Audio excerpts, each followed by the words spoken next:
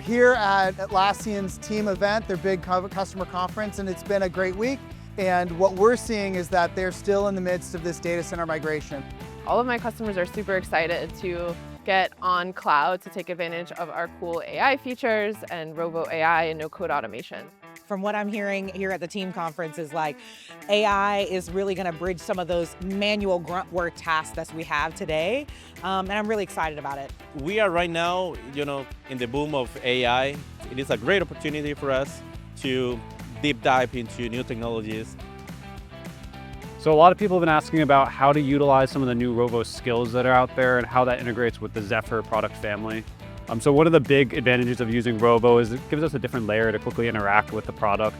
So now you can use the auto test case generation skill to essentially aid you in creating the test case for you quicker. That's cool, that's very awesome.